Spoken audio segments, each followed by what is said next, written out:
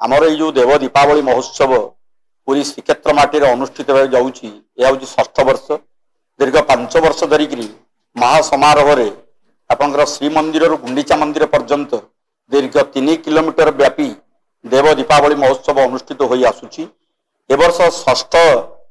दिवस एवं 6 वर्ष आम पदार्पण करूँ आपंकर जमी सखी दुषी पूजा उपासना करा जाए से भाव में आम 6 वर्ष पदार्पण कले ये देव दीपावली महोत्सव ओडिशा इंटरनेशनल सेंटर कार्य करी आसुची एवं प्रथम करी ओआईसी रो जे प्राण प्रतिष्ठाता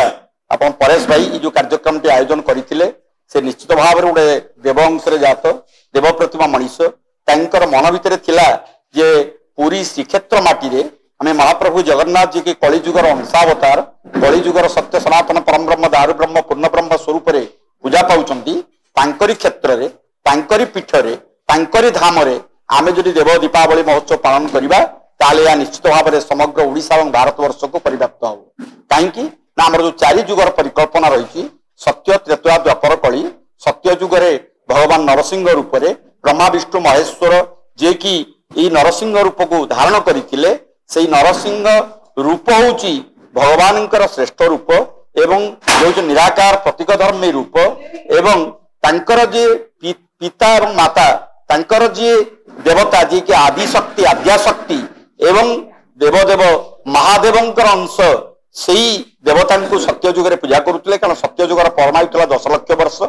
एवं जो त्रेता जुग आसला त्रेता जुगे मर्यादा पुरुषोत्तम श्रीरामचंद्र माता होती कौशल्या एवं राजा दशरथ होती पिता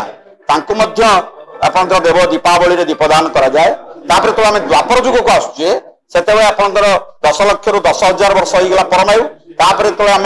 द्वापर जुग को आसुचे आउ परमायु कमिला 10,000 रु 1000 वर्ष परमायु होगा से लीलामय भगवान श्रीकृष्ण जे कि बंदीशाला जन्म होते पिता होती